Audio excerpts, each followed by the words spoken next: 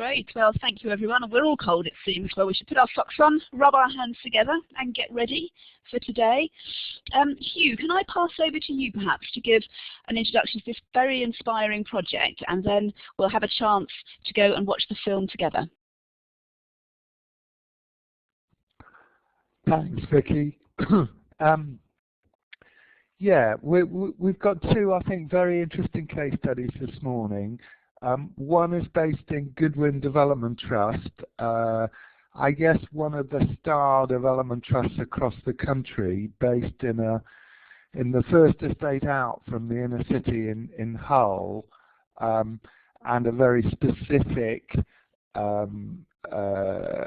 trading model that Heather's going to introduce us to.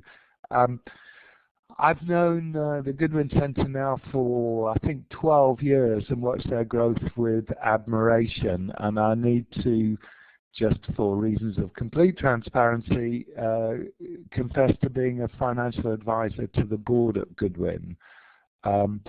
I think you're going to enjoy Heather's presentation. It is of particular interest because she has some money from the Department of Health to help roll out her project across the country. So listen with attention in case it's of interest to you.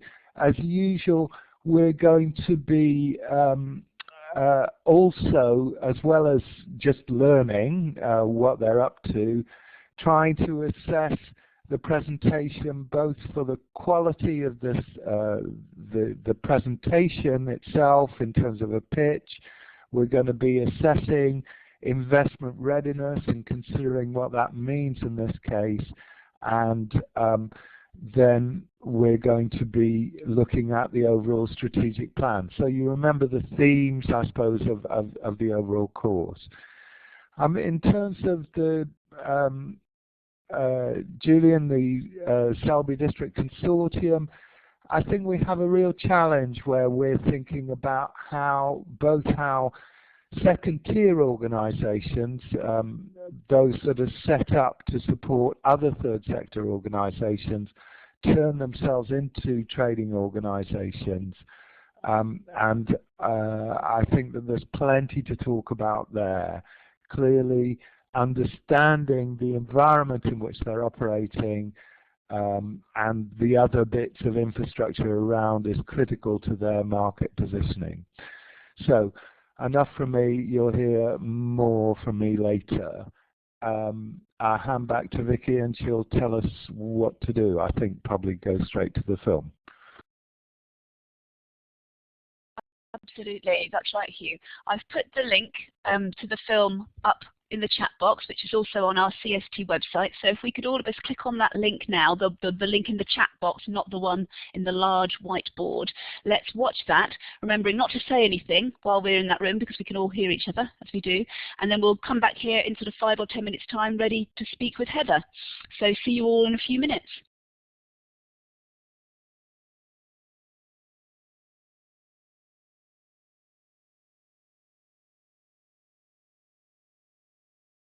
Well, welcome back, everyone. I think we're more or less all here now. I know Alan joined us a little bit later, so she may be back in a few minutes.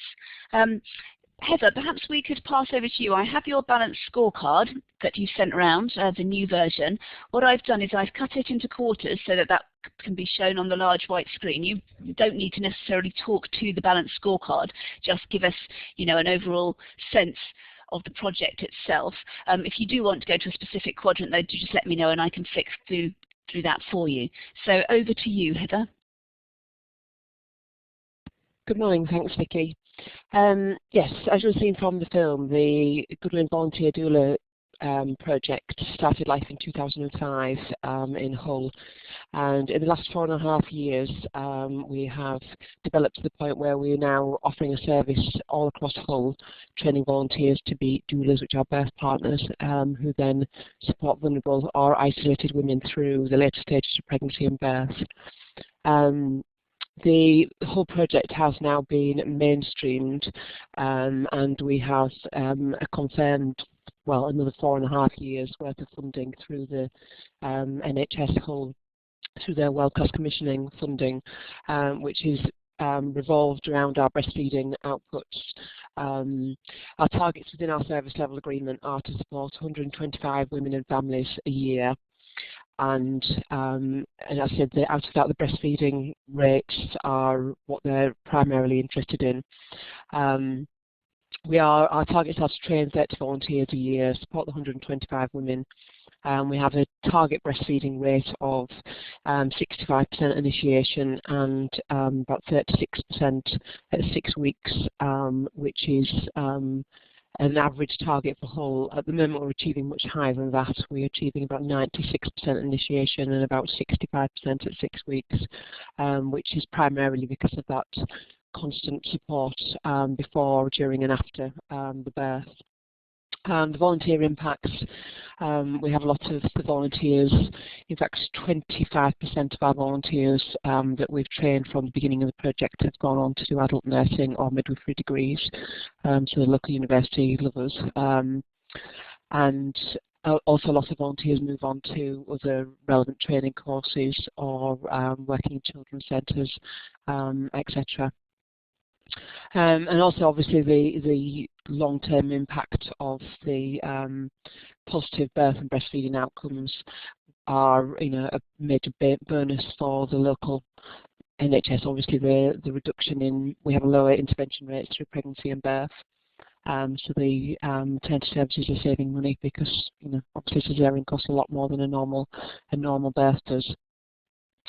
We've also recently, if you go to the organisation development, we've also recently just been successful in winning the award to develop the breastfeeding peer support training across Hull. So we've just recruited somebody last week who will be now training volunteers just purely to become breastfeeding peer supporters.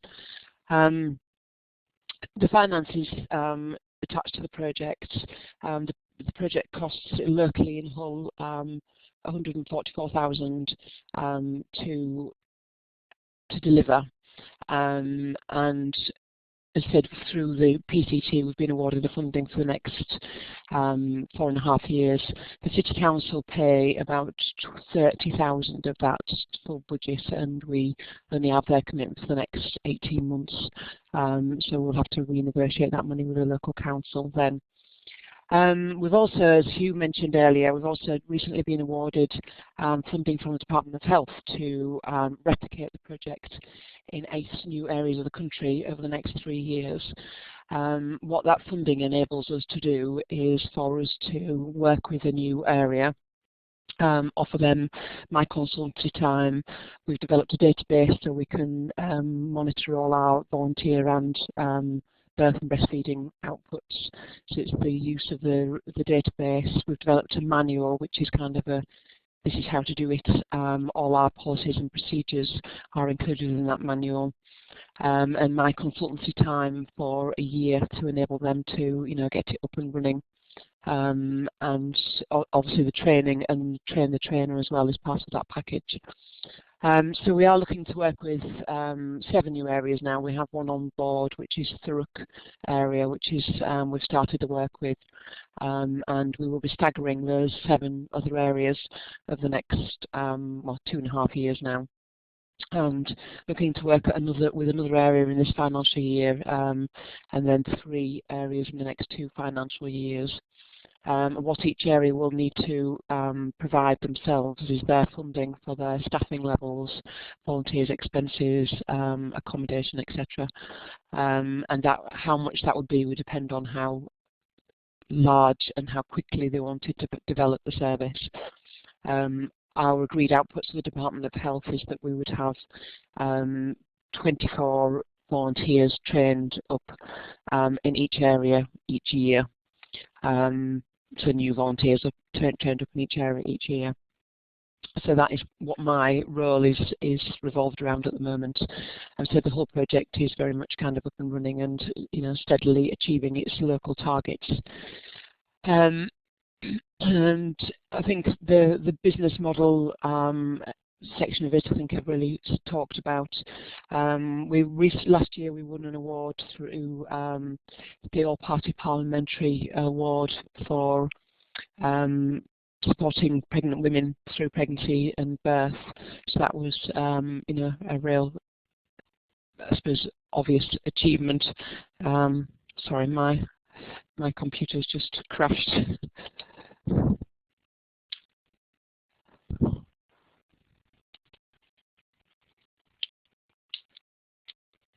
Right, I'm back. Sorry about that.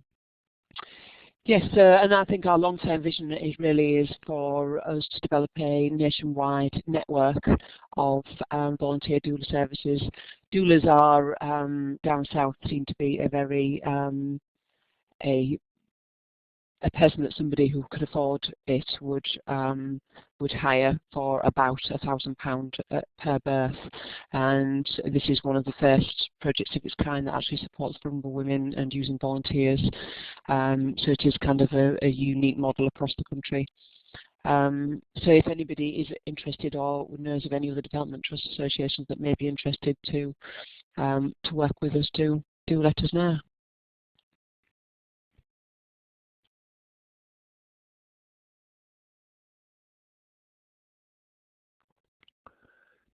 That's great, Heather. Thanks very much.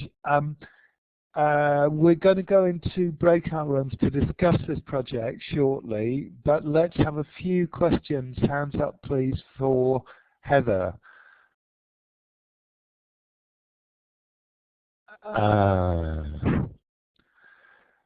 Great. Matt, off you go. I just wondered, I just had a quick internet search and found that I'd never heard of doulas before, but then putting it into Google brings up loads of individual private-based practices through the Doula UK website. Just wondered what, if any, there was a sort of competition between your service and that. And then kind of leading on from that, is there a referral criteria by which you accept parents onto your project, and how do you, it's going to come across wrongly, but I'm not having enough time to rephrase it, how do you stop families who can afford it, afford a private service, from accessing the free service? Thanks, Matt. Yeah, Doula UK, I originally trained as a doula myself and was part of Doula UK, and when I set this project up, went to Doula UK about working with them, and they were very rude and aggressive with me, so I kind of got on with it myself. And we haven't had much contact, and since we've been awarded the Department of Health funding, they have now started approaching me and wanted us to be under the Doula UK umbrella. I see our training as a lot more robust. We cover a lot more in-depth information, especially around safeguarding and domestic violence and such things. And I think we support very, very different client base, as you can imagine. The women, the private doulas through Doula UK, you know, support women that can afford to pay. So yeah, with regards to referrals, I think in the 4.5 years that we've been running the project, I've probably had 3 inappropriate referrals, primarily because we can only offer the service within Hull, and the majority of Hull is in a very deprived city. But our criteria are around the level of support, not around income. We have had a couple of people that we thought maybe they could afford to pay for a private doula, but they have absolutely no support. You know, a couple of women that husbands have left them when they've been 36 weeks pregnant. And there are actually no private doulas in Hull anyway, so there is no local competition, but that will be different in different areas. Great. Matt, hand down. David? Hi, I thought that was a great presentation. I really enjoyed the film. Thanks for that. I've got a couple of questions. I'm wondering, A, about the size of the step. I know you said you've got an ambition to roll out nationwide. I wondered how you do that, whether it be incremental or, you know, really go for big financing and try and spread out really quickly.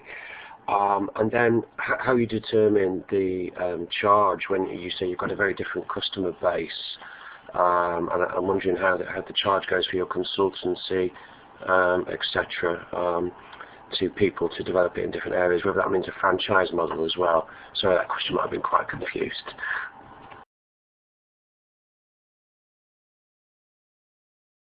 Hi. Yes, the Department of Health funding, what that pays for is for that consultancy charge. What we had done before we could win that Department of Health funding was set up a replication model, which isn't really a franchise model. It is just me going in consultancy time, helping setting up, and then pulling out, but offering support if need be. So we had set up a financial model before we won the Department of Health funding, which equates to just under £30,000. But that is now, as I said, being paid for through the Department of Health funding. And at the moment, as there is only me kind of developing the national side of things, it'll be as and when we can do it. And I think at the moment our main aim is to get these 8 or 7 more areas on board and develop it through the Department of Health funding, and then see what happens and see where it goes after that we've received that fund, after we've used all that funding, I guess. Does that answer your questions?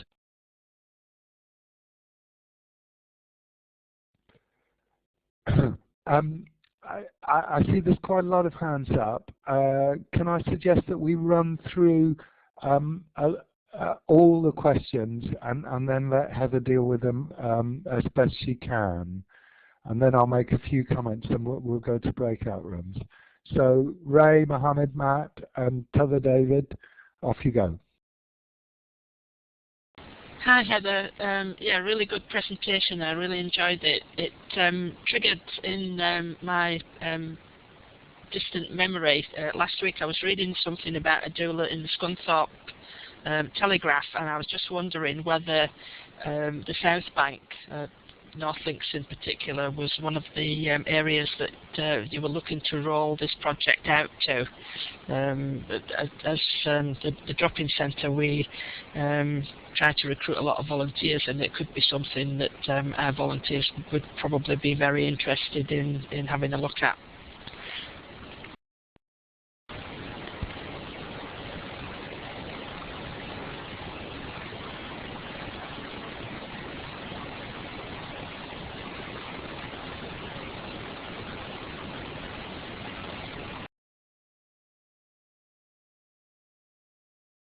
Hi, it's Mohammed. This is very, very interesting and unique project. It reminds me something in our culture. I'm talking about the Somali culture, where Somali women are supported the first 40 days after the birth by the local women and relatives, and to see that these women are supported after 6 weeks after birth. It's just similar to that. What I wanted to know is basically how much of the income you're getting is earned income, and how much with the percentage, which is grant based, are you being heavily relied on the health authority and the health city to fund this project? And what happens if suddenly they withdraw this funding? Can you sustain this service without the health authority and health city accounts? Thanks.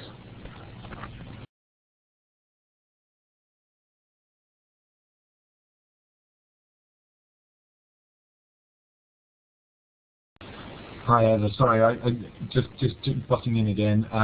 Just to say, yeah, really good presentation. I missed that out for my question last time, and also I really enjoyed the radio program on Women's Hour as well. Listened to that.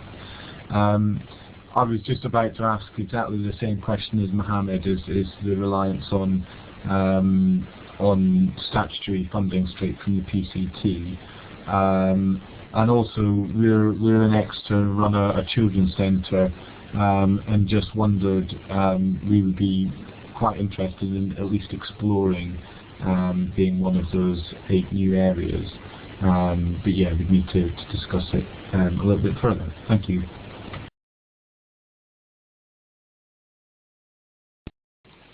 Hi, just a quick question. How do you see your project in relation to organisations like the National Childbirth Trust?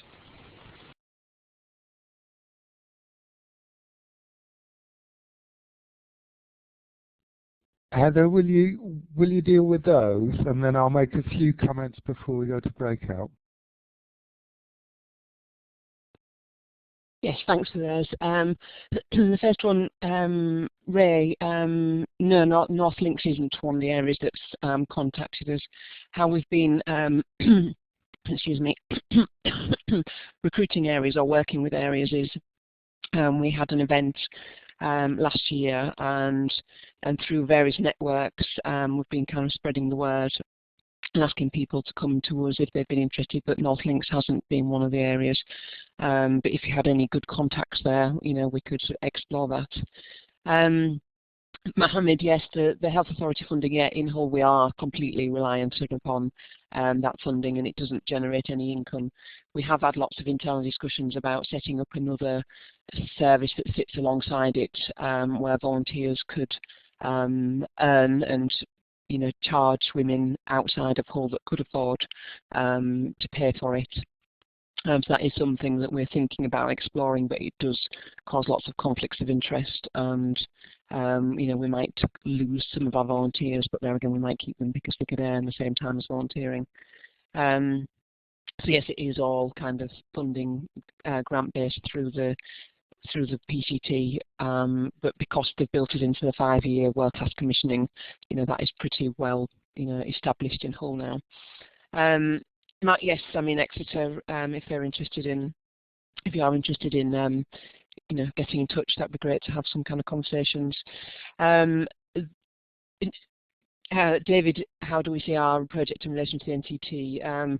I do work with the NCT. I'm actually studying myself with the NCT to be an antenatal teacher, and I have contacts at the top layer of people within the NCT, and they are, you know, want us to help them work with more deprived communities. They are very conscious that they've become kind of a very middle class organisation and don't reach, harder to reach communities, so they are kind of looking at how they can do that, and they want me to work with them on that. But you know, they are, you know, a great organisation from the point of view of the level of training and the quality of courses they deliver. So you know, we work, you know, reasonably closely with the NCT. Does that answer everybody's questions and make sense? Great, thanks, Heather. I think that this is a very special project. It seems to me that it's a win-win-win situation. The women having kids obviously benefit. There's clear progression tracks for the volunteers, and we heard in the film some of the enthusiasm and real passion that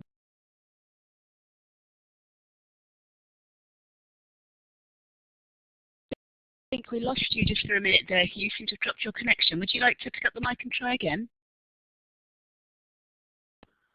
Sorry, don't know what happened. Complete blip on my computer. I was saying that it seems to me that it's a triple win situation for the women having kids, the volunteers, and clear outcomes for the public sector. Seems to me that this is real classic social enterprise, community enterprise territory. I was interested to hear the £1,000 private sector offering is actually for 125 women, 144,000 cost. It is more expensive, but because the outcomes are so clear, the advantages for the public sector, here is something that's been mainstreamed.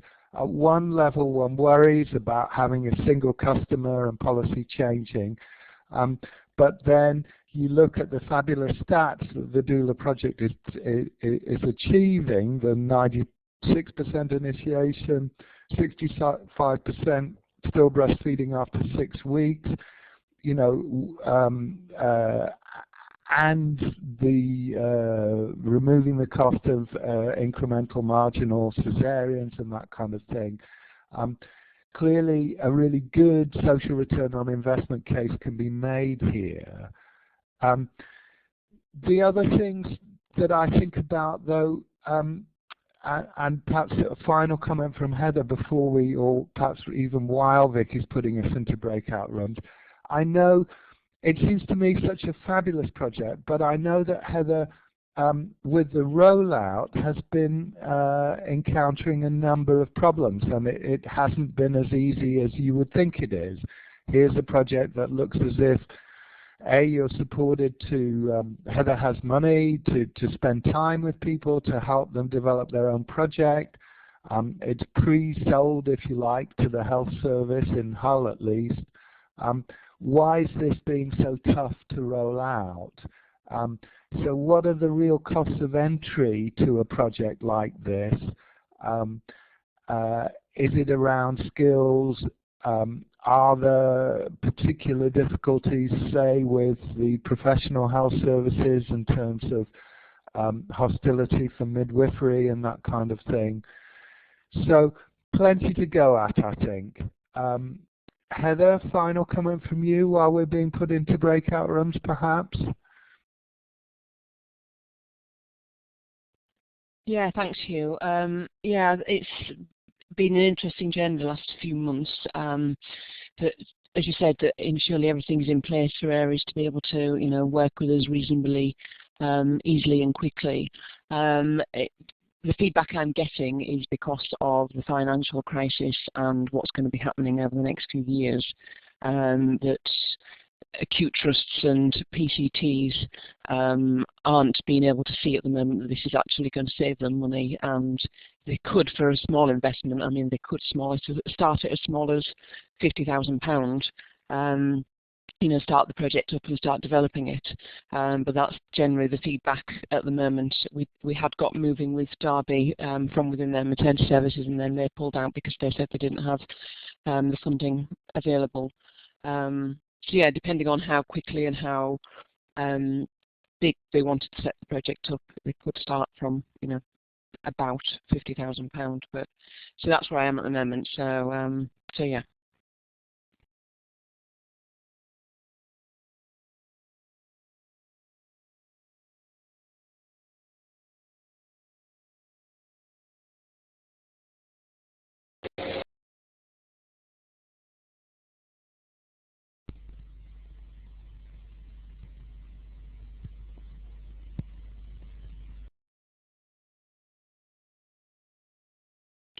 Everyone, I know it's a bit abrupt when we're brought back to the main room. What I'm going to suggest now, I'm just going to put everyone's hand down. I can see that you may have had your hands up from when you were in your breakout rooms. I'm going to suggest that we now feed back to the rest of the group and maybe just touch on a few of the points that we've raised in our own breakout groups, and perhaps give Heather a chance to just respond to a couple of those if there are some particularly interesting questions which have come up. Hugh and Yao, can I ask you to feedback first? So I'm not sure if you managed to take notes. I have brought the whiteboards back. I'll just go and find them.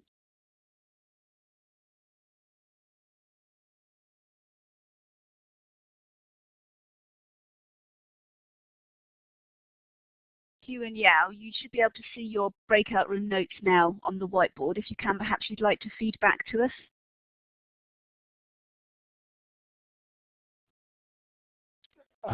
I was waiting for Yao to feedback. I think we had an interesting but slightly brief discussion about this.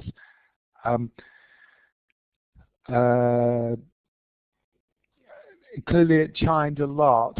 One of the things I encouraged people to focus on was actually, although this seems a pretty unique service, it is a service that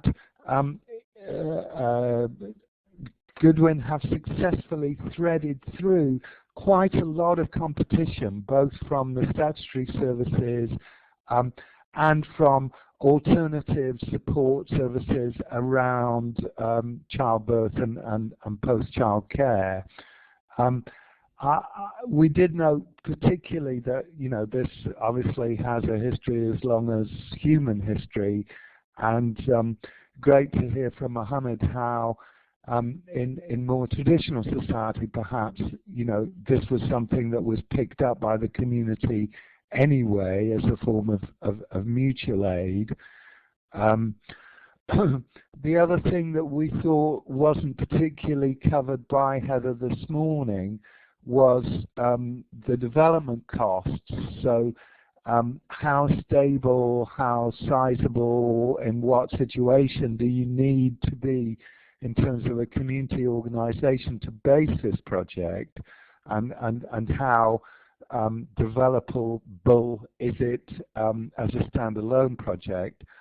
And finally, a comment about the use of film. I know that this is about the third film, I think at least, that Heather's made, and so perhaps a comment from her about the use of film, both to present the project and I think is used as a training tool. So those, I guess, were the three main points that we got to.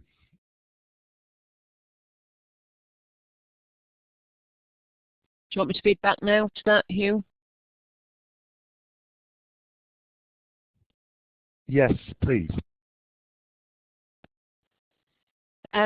Yes, I mean, from the point of view of being what kind of areas or organisations we would want to work with, what we have done is put together a kind of an implementation criteria that when people apply to us, we ask them to complete this implementation criteria so we can see if we feel that they're robust enough. But basically they need to have a kind of some degree of a support structure around them, and to have funding in place, obviously for the minimum of a year, and be pulling together the steering group and have the contacts within their local NHS and children's centres and voluntary sector, so that they can aim to make it sustainable in their areas. But we do have a couple of areas that are setting it up as a standalone project, and I think that it is doable to do it like that. I think one area is in Eastbourne, and they are having some support from their local volunteer bureau, but they are looking to set it up as a standalone service. From the point of view of the use of film, I personally don't like using film just because I have to look at myself. So, but I think it's good to get the messages of the mums across. I know that the previous film that we'd used was just me more talking about the financial structure of it, etc. So we've used this one, which has got some mums involved, which gives a real taste for really what the results and what the project's all about. Does that answer all your questions here?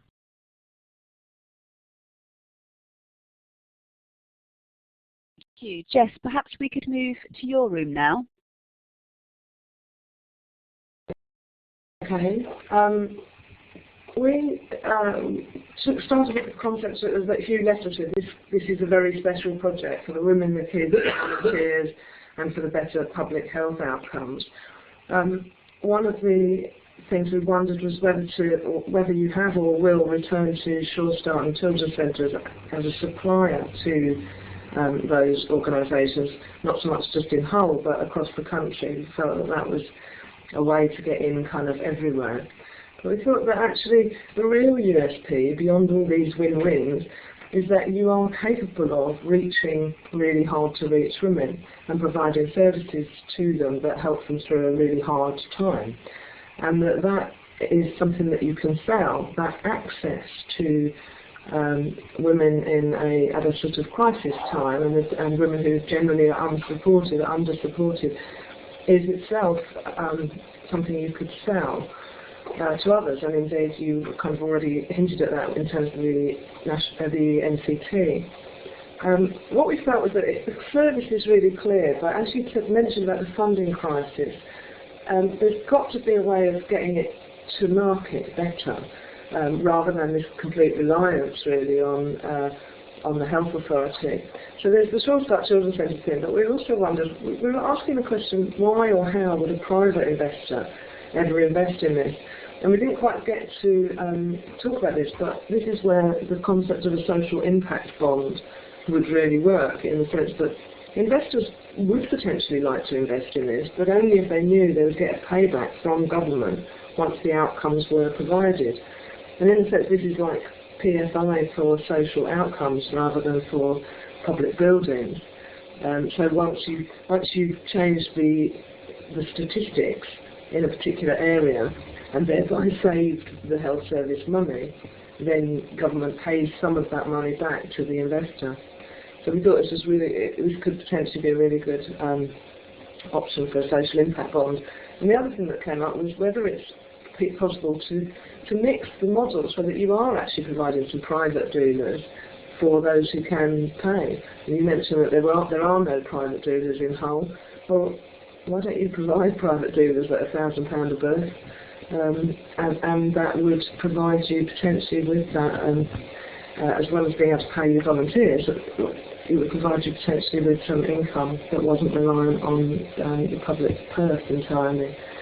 Apart from that, we felt that that Goodwin and Heather specifically were very investment ready, if only we could get a grip on how the investment would get repaid. I think that's it. And David said that this really did reflect his experience of the Nottinghamshire self-help, where everybody says, yeah, brilliant idea, but there's no money in the public purse for it. Thank you for those comments. The children's centres, I mean, obviously locally we'll be going back to them when our funding runs out locally. I just think that, because, as I mentioned, the funding side of it nationally, I think they are really going to be starting to getting pushed for financially soon. So, I do have the contacts to a degree nationally with the children's centres, but that is one route I can look at. The private investors, that's a very good idea and something that I haven't thought of at all. But again, I don't know whether the NHS would want to pay back somebody for those cost savings, because at the moment they just want to save money, don't they, wherever they possibly can. Mixing the models and having the private doulas also locally. As I mentioned, we have been thinking about that and looking at something we can do next year. There are political issues locally from our maternity services, and I think that the midwives locally actually like our doulas because they are volunteers and they're not getting paid. And I think the politics around that are a lot more complex. And I said we might lose some of our volunteers, but there again you might gain more volunteers, because if they could see it as a pathway into self-employment, then it may be more attractive for them. Did that answer all your questions?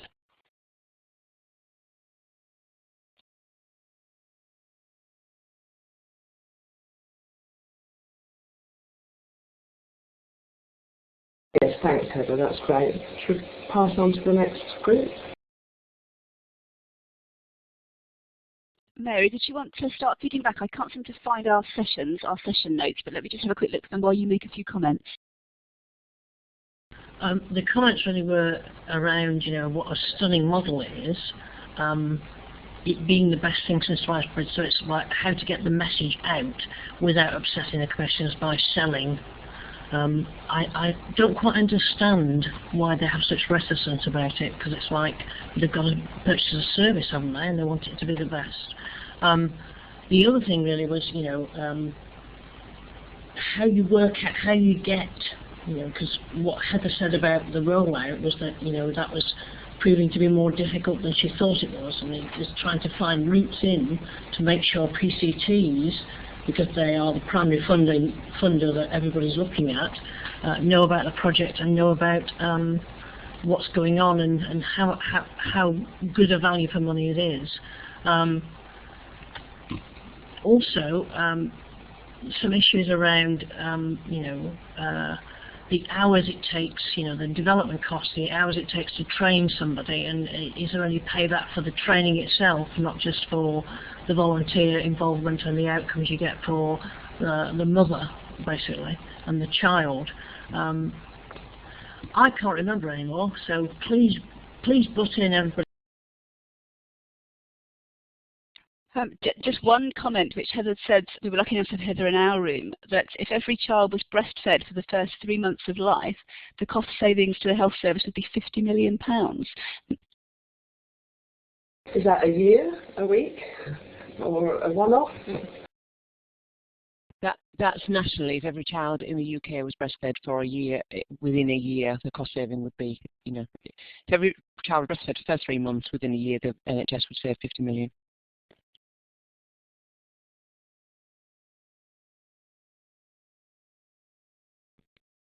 Heather, could you just expand on that? Where do the cost savings come?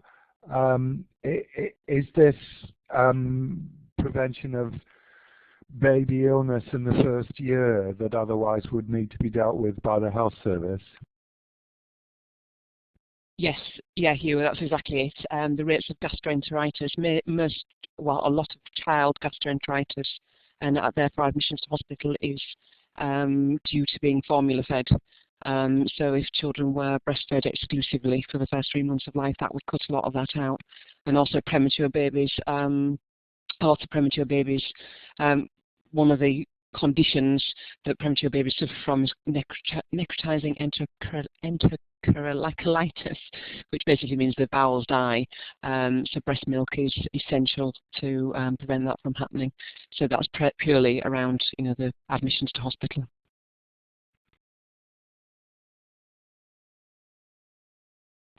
Sorry, I wasn't laughing at the condition. I was laughing at your ambition in taking on such a difficult descriptor.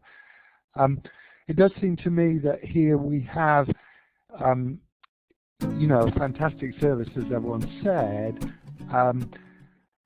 but also against a background where the health service itself is quite sophisticated in terms of measuring its own costs, and so therefore the social return on investment and the economic impact or the financial impact of this seems to be fairly robust in terms of evidence presented for potential cost savings.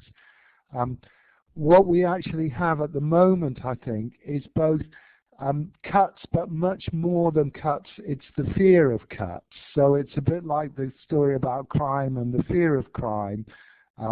Absolute crime levels are where they are, but the perception of crime levels and the fear of crime is a huge balloon above that. And I think something similar is happening across the statutory sector in relation to cuts, as nobody knows where they're coming yet. But it's threatened like a huge dose of bad weather or something like that. We're all what we're seeing is the statutory sector somewhat paralysed in terms of decision making. I do think that we should pay attention and learn from the difficulties that Heather has faced in terms of rolling out this project. That even something that seems like, that it's a triple win, the support available to it, nonetheless, as I think I said before, getting stuff threaded in is really difficult. Starting anything new is really hard because there's so much already going on. And so affecting change in a already complex society is something that is really hard to do. And I think Heather's been, surprised and frustrated, not wanting to put words into her mouth. Here seems like a fabulous supported offer to roll out a already proven service, and yet it's proving very difficult to roll it out. I should also declare an interest here. I know that ABL, the development trust that I'm linked to in Bradford, is a long way down the line and hoping in January to really start talking Turkey with Heather. And so I'm very hopeful that the project will come to Bradford. Just final thoughts, I suppose, from me in terms of scale of this kind of thing. Is this one per city? If you were doing it in rural areas, what impact would that have? So something about the scale in terms of, we've talked about a number of things in terms of starting up new businesses. We talked about the cost of entry, and those can be capital costs or skill development costs, but also the scale. And interesting to hear from Heather that she thought that actually a program roughly 1/3 of the size of the one currently operating in Hull would nonetheless still be viable. So those are final comments from me. I see that we're a little bit early. I wonder if, in terms of stopping for a break, are we? I wonder if there are any final questions for Heather. I'd also, Heather, just like if I may put a final question, could you say a bit more about competition or perceptions by the statutory provision, that is the medical health model around childcare and the whole midwifery scene, because clearly this is complementary to them, but I know again you've had special difficulty threading this service through. Yes, Hugh, I think well, in Hull, when we initially started the project up, we worked very closely with the maternity services and made it very clear what we were doing and what we weren't doing, and we wouldn't step on any midwives' toes, and that our role isn't a medical role. And I think as soon as the midwives worked with the volunteers, they realised that they were a benefit to them. I think in other areas it's very different, because Hull's unique, there isn't any private doulas in Hull, and other areas that have worked with private doulas and have encountered problems with private doulas are a bit more wary of this kind of a project. You know, and my tact on that is to go in and be very clear about what our volunteers do and they don't do, and that we ask the volunteers to sign a agreement to say they won't step over any boundaries or you know, medical lines. They won't start taking people's blood pressure, etc., and delivering babies. But you know, we try our hardest to work very close to the maternity services, and I think it's going to be breaking down those barriers in each local area if there are any barriers. And I think that's been more of an issue down south, because there are more private doulas down south. But I think, as I said, every area is going to be different. It's just kind of sorting that out when we get there and being straight about what we do.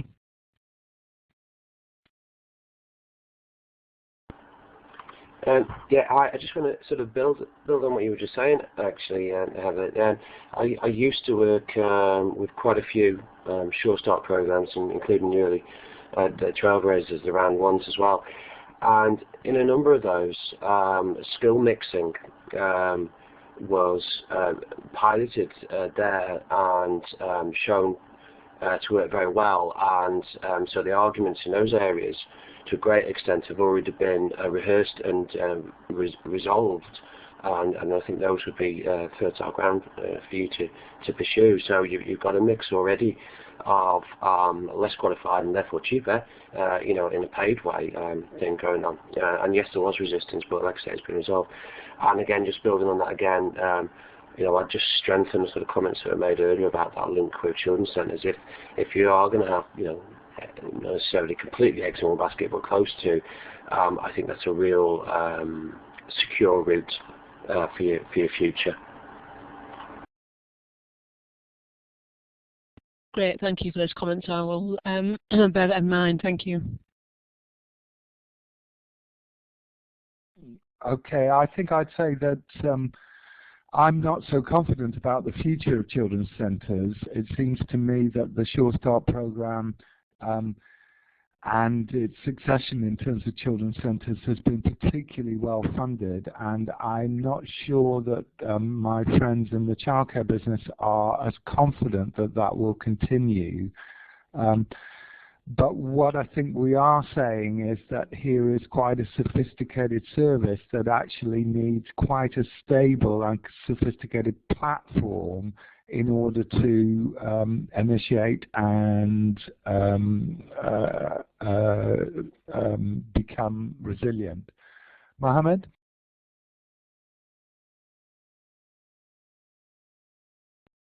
Yes, I was just wondering, how is the project open to the idea of having partnerships in delivering the services in other parts of the country?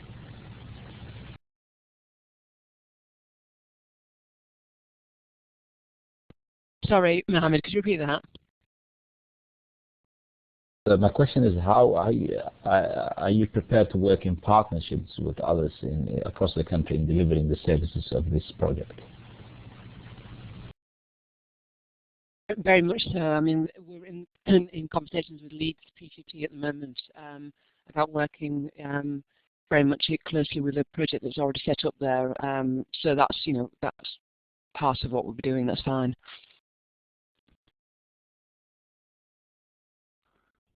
I think that's a very interesting point in the sense of the rollout program essentially was designed to help set up other people to do standalone operations, and it may be that actually somehow you need the energy and skills from the base program, and that perhaps instead of trying to establish independent standalone projects, that may be partnership arrangements with some shared delivery coordinated by Heather in Hull may actually prove longer term to be the arrangement that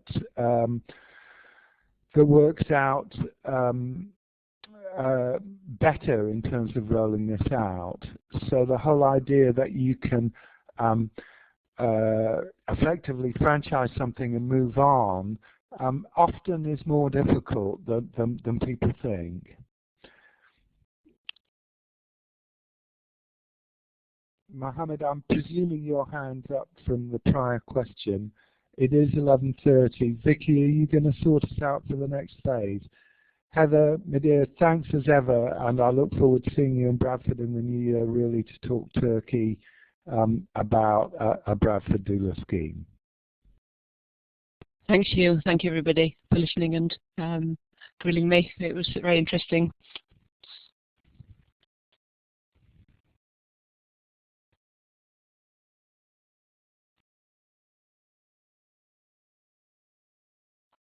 Well, I'll suggest, as you said, that we go to our break now. And can I ask that we all come back at 11:45, and we'll have one of our participants, Julie, will be talking to us about Selby District AVS. 15 minutes then. Heather, you're very welcome to stay and to join us for that session. We'd be very grateful to have your input. If you do, however, need to go, that's of course fine as well. So can I ask that people step away from the session using the blue door icon, not forgetting to press it again when you come back so that we know when you're here. See everyone in 15 minutes.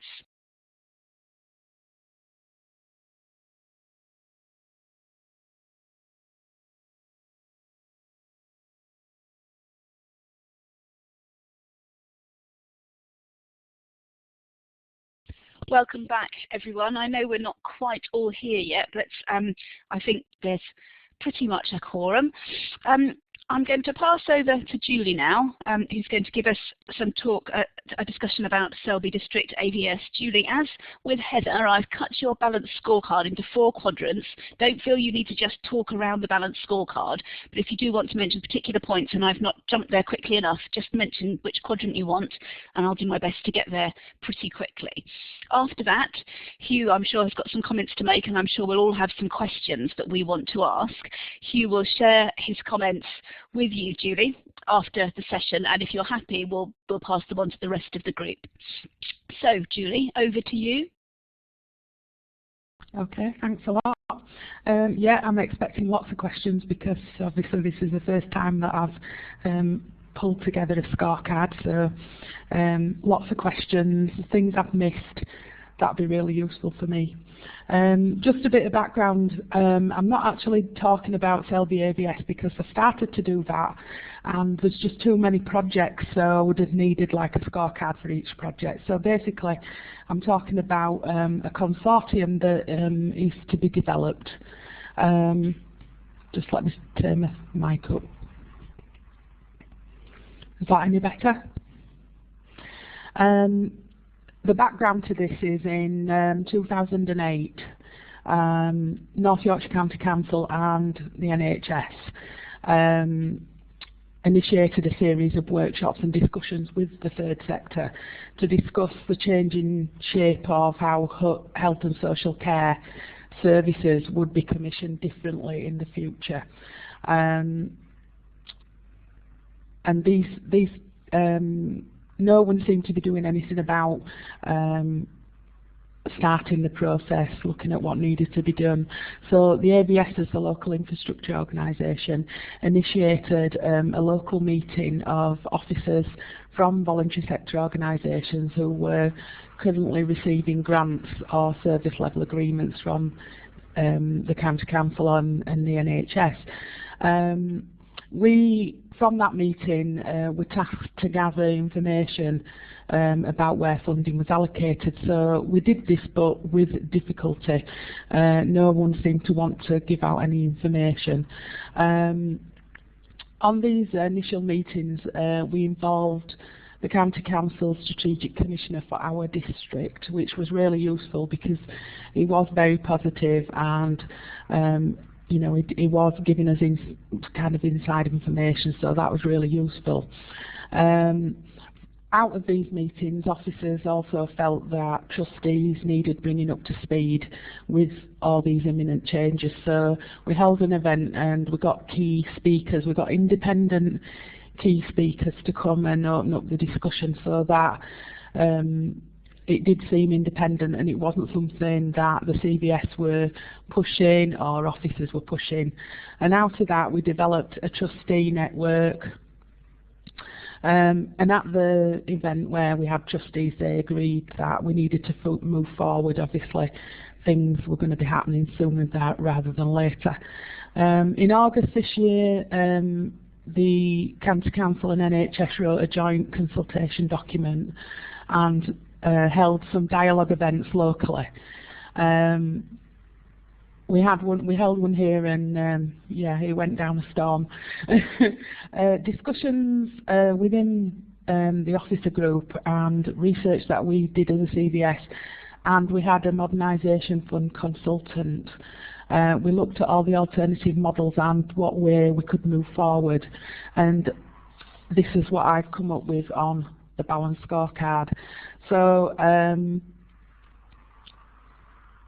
can I go to the organisational development one, please, first? Thanks. So as I said, we did we've already done the officer steering group. We've identified our the organisations. We're hosting and developing it, and we've clarified the area of service delivery that this new consortium wants to focus on, and we've held the events, and North Yorkshire have held a consultation event. So into the next part of it is that we would want to incorporate a new independent company limit by guarantee. Reason for this is we've looked at all the other models, and I think that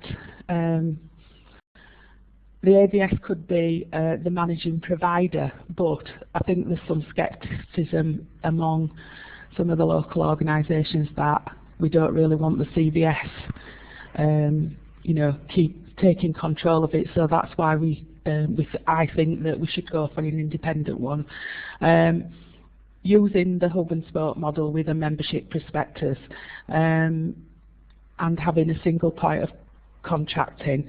We need to recruit the board and members of the board, and obviously we may need to do trustee skills development.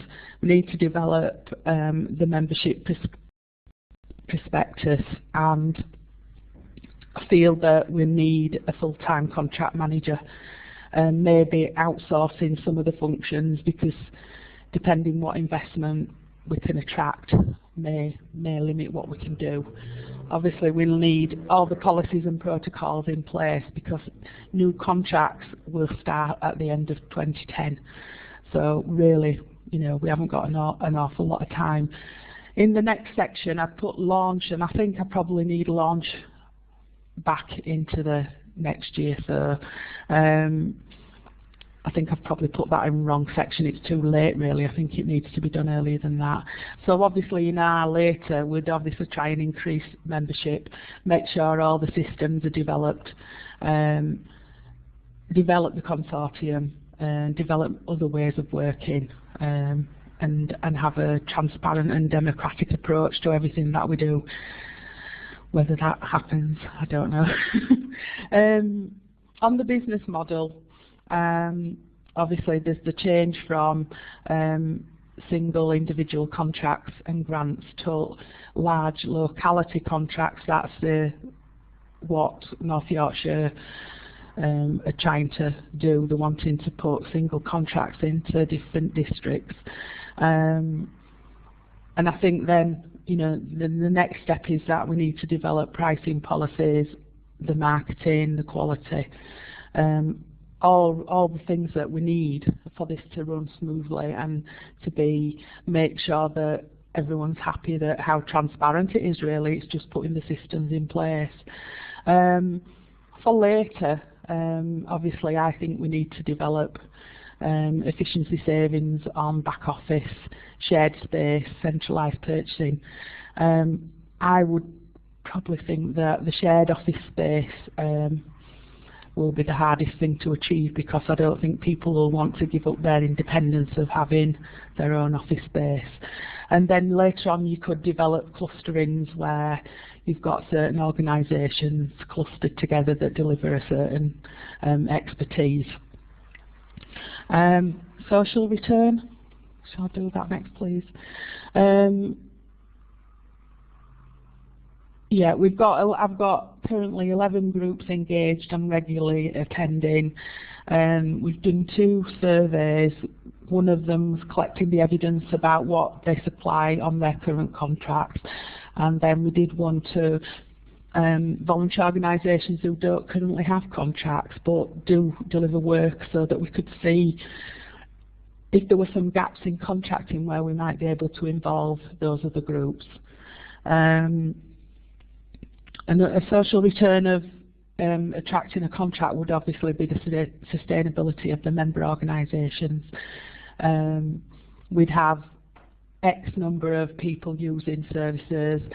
Everyone would be on outcome-focused outcomes, and we've looked at where Selby's Places has 4 other authorities neighbouring it, and whether we could look at what contracts come out from Leeds, Wakefield, Doncaster and East Riding, maybe a way of attracting more funding into Selby.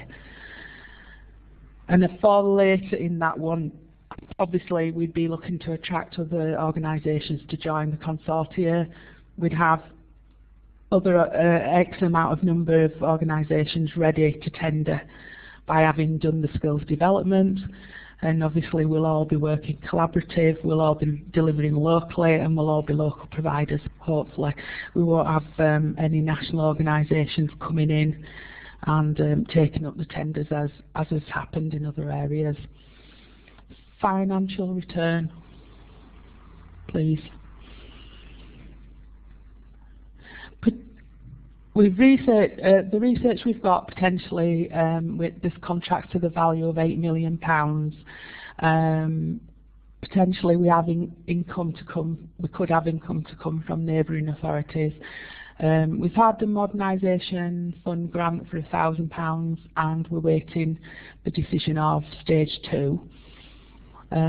Later, and as soon as possible, really, we need to, if we're going ahead with this, we need to find some funding for the contract manager and maybe year 1 and 2 of the consortia's operation. First contract, I've no idea what the value is, because obviously we've not seen any specifications yet. We don't know how it's going to be put together, bundled together. And obviously we need to agree a percentage top slice to manage that contract and contribute to the contract manager's post. And later, I've no idea then what the turnover or surplus would be, but hopefully we'll have centralised systems and budgets in place that have been set. And that's about it, really. Over to you for questions. Thanks.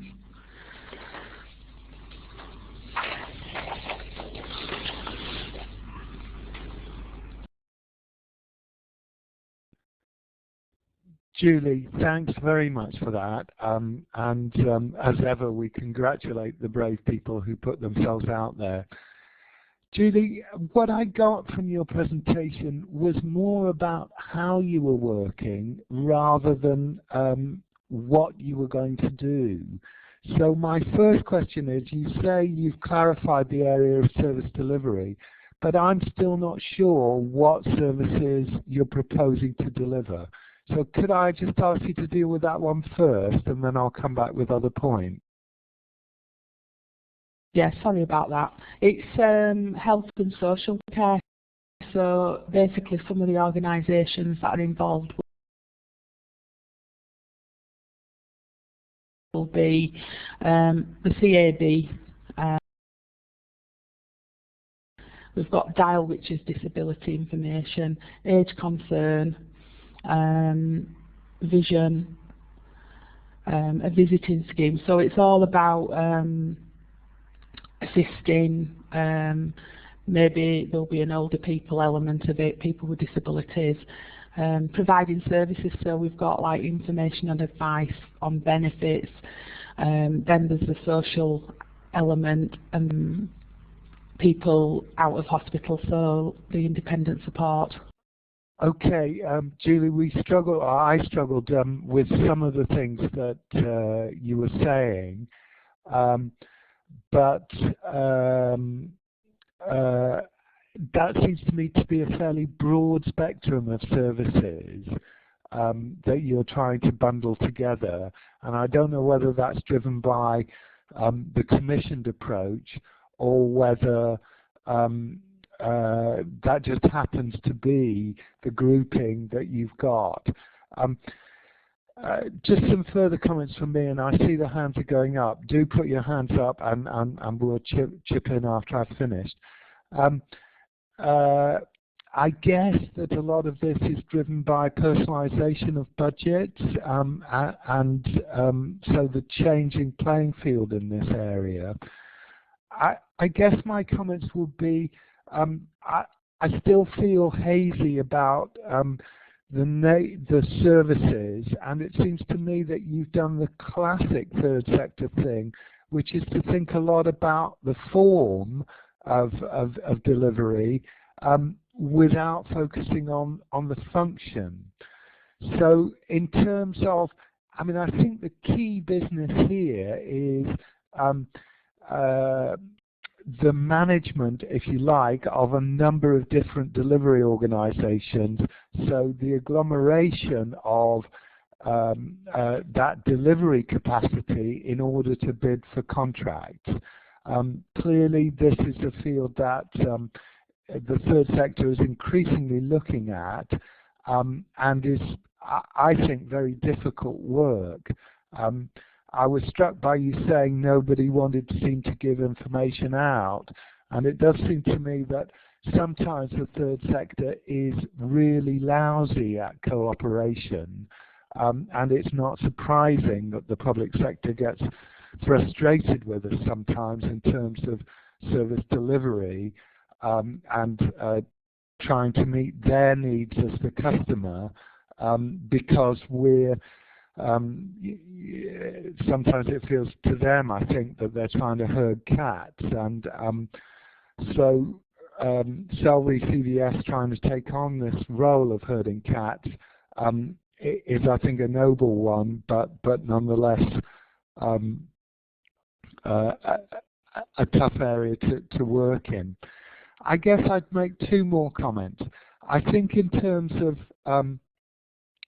success in this area, clearly who is going to lead on this is really important, and establishing the track record of that leadership in order to do this herding cats job seems to me really important.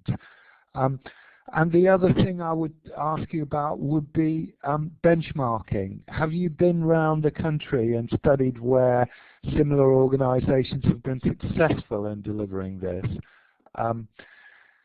So those would be my initial comments. I don't know if you want to respond to those, Julie, or shall we take questions? I see Margaret and David had hands up. Shall we go to them first? Margaret, and then David, and then we'll let Julie come back. Hello, this is Mary. A question for Julie is, have you talked to the housing associations? Because I know that a number of them have got initiatives which are called staying at home or staying put, which is about elderly people staying in their homes rather than going into care. And I think that's quite a lucrative area.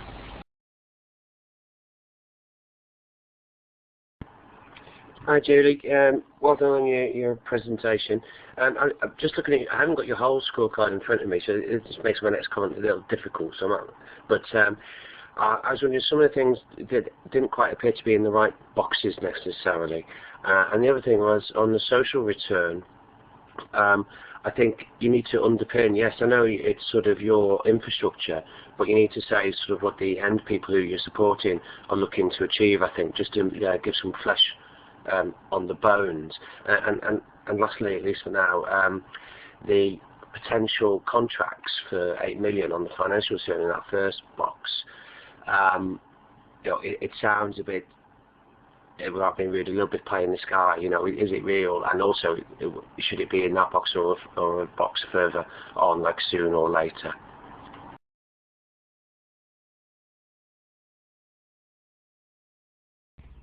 Shall I answer some of those now? Going back to Hugh's questions is, I think I've tried to explain who are the people that are involved, and I think that's probably why when you've got the consortium you'd have clustering, so that maybe all the advice people would be clustered together and bid for the money that's for advice. Likewise, living independently at home, they'd be clustered together. Yeah, personalisation of budgets is scaring everybody to death. And yeah, I think the consortium is the management of the delivery organisations. About who's going to take the lead, well, we've decided we need to, because nobody else is willing to do that. Benchmarking, yeah, I've been talking to different people, and this model is based on something that's successful currently in Sheffield, and I've got lots of their paperwork to look through and work through.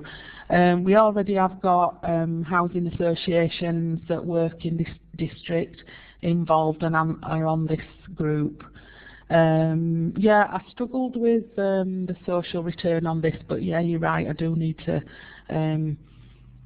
have the beneficiary people into that box as well. And on the financial return, 8 million is the value of current contracts. Obviously we need to bid into that, and we wouldn't bid into the whole 8 million of that, because some of it is about respite care and residential care, so obviously our organisations aren't involved in that. So hope that answers most of the questions. Thanks. Great, thanks Julie. Glad you've been to Sheffield to benchmark and seen something already operating. I'm beginning to understand the areas of service delivery. It does seem to me that perhaps you need to decide whether you're going to go for the advice, information and guidance contracts, or the independent living at home. Different kinds of services, different kinds of skills required. Maybe you want to develop them both as a twin track, but if you do, then I'd like to see those broken out as two separate business streams with separate plans about how to mold a consortium together to deliver those. Certainly, I was with somebody from the health service the other day who told me that it costs £900 to keep somebody in bed, in a hospital bed overnight. So there's an early indicator in terms of the social saving, if you like, by the provision of independent living services. Certainly, I think that if you are building a consortium of people delivering those kind of services, then you need to embed with them the information collection around that social impact, because that makes a very strong case. I am a little bit concerned about timescales, Julie. You say that the contracts are going to be let in at the end of 2010. This is the whole concept of proximity to market, I suppose, which is the sort of fancy language for this. As businesses approach, their ability to start generating income, they become more investable. That is, it is clearer in terms of an outside investor saying, yes, I can see this, they've got all these things ready. You still seem to me to be mainly in what I would call the sweat equity phase. That is, that people are putting in time from their day jobs in order to develop this new model. I'm slightly concerned at the level of development cash that you have available. £1,000 to win £8 million worth of contracts doesn't seem to me to be enough, quite frankly. I'm sure that to win contracts of that size, you're going to need very polished presentations, and 1,000 doesn't seem enough. I know that you're awaiting a decision on the second phase for the modernisation fund, but nonetheless there is something about general reasonableness. Sorry, I'm struggling with that word. Is the next step that you are proposing a viable one? Is it the right size next step? Or would you, for instance, be better really focusing down on winning, say, a contract worth maybe £500,000 a year to start with, and then having proved your track record, go for a bigger contract? So again, those are my thoughts off the top here. Sarah, I see there's a hand up from you. You go next.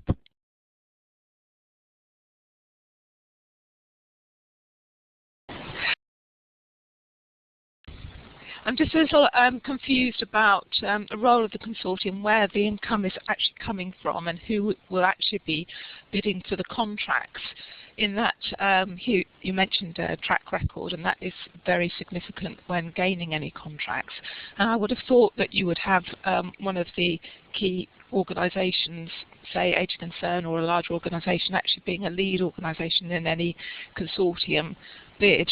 I would assume, therefore, that the consortium's role was in terms of support, and that the income might be from membership, from charging for training, or perhaps, as you say, a top slice from any support given for developing bids.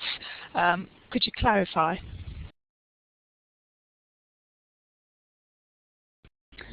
As far as the lead organisation goes as the applicant, it's been made clear to us that they don't want the CVS to lead. They want a separate organisation. So thus have put in, we need a contract manager to bid on behalf of the organisations. No one else wants to take on that role because obviously they're all busy delivering services to users. Yeah, the top slice would be from the contract to pay for that independent person to bid. I think going back to Hugh about I think obviously that's needs discussing. We won't be bidding in to win £8 million. It will be a lot less a contract than that, because that's for the whole of North Yorkshire, so it will be smaller than much because no specifications are out yet. And this could all change because they've had a consultation with people, and depending on the feedback of that, will they change the decision to go for single contracts. I think they'll probably push down that line because they're being encouraged to reduce their costs. So I think they will go down that route. But whether this all is going to happen in that time scale, who knows? We'll see. So hopefully that answers people's questions.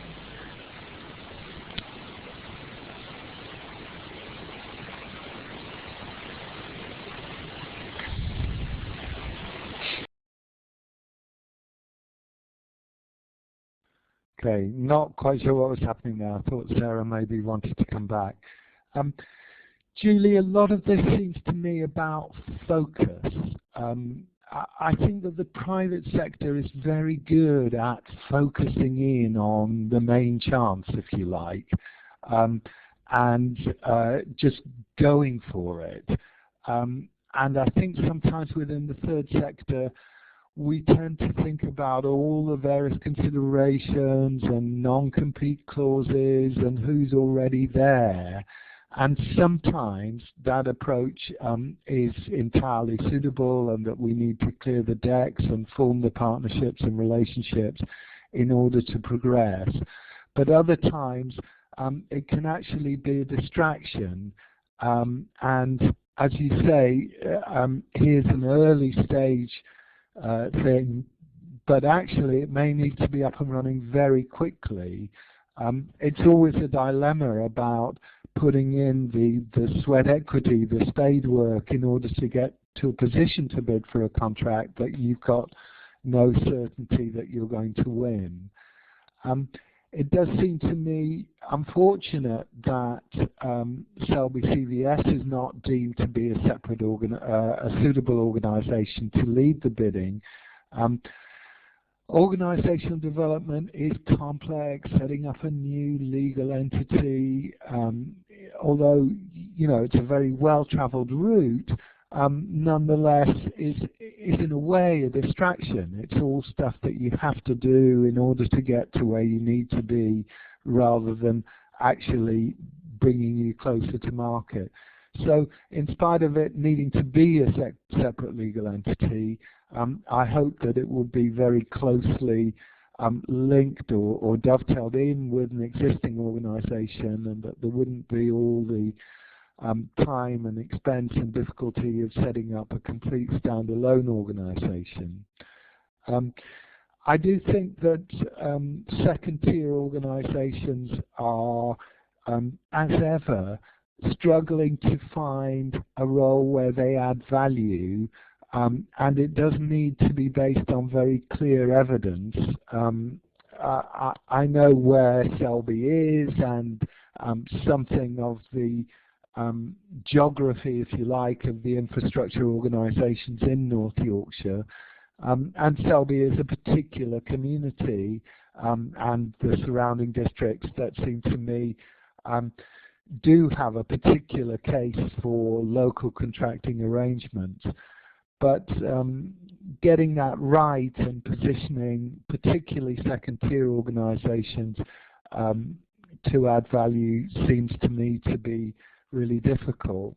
I'm sure that consortium building is a legitimate role for these kind of organisations, and clearly in some areas there's been some success in the herding cat process, I suppose, that I see as part of the process of winning contracts under this. Comment from David? Hi, thanks, Hugh. Yeah, I just wanted to mention that just in my experience, of partnership working in the third sector, the danger is to go at the pace of the slowest common denominator, and that for me is what proves fatal for a lot of things. So I would urge you, not necessarily to be ruthless, but to really forge ahead with things and not wait for the slowest. So, very good point, I think, David. So, if we're thinking about the key skills in terms of launching a business like this, and clearly there are push and nudging skills, thank you, Mary, leadership skills, negotiation skills, partnership building skills seem to me the first stage, and then clearly being totally on top of the subject matter, the policy areas, the evidence base for the need for, and I see at least two business streams here: information, advice and guidance, and independent living at home, different policy areas, different intended outcomes from the various commissioners. So high skill levels in terms of the local baseline position and evidence base, lots of research there, and then sophisticated development of services to provide the solution to some of those problems.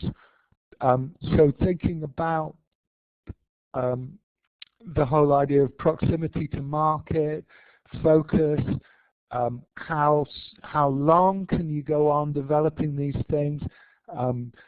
There's a momentum effect, it seems to me, that needs to be achieved here, and that if these things drag on too long, sometimes everyone loses the will to live, people change, it's difficult so I do think that there needs to be a certain sense of momentum to achieve these things. Joe, a point from you? Yeah, hi Julie. Experience of pulling together 5 development trusts in Northumberland to work on a contract. We were fortunate, I guess, in that we had identified our market and we were bidding for an area of skills that all those 5 trusts had quite a lot to contribute to around housing.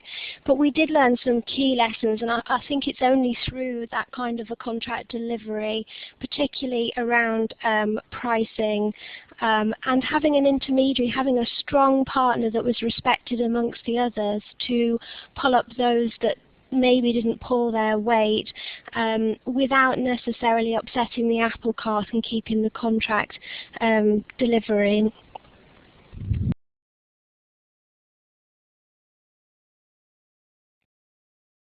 Julie, do you want to come back and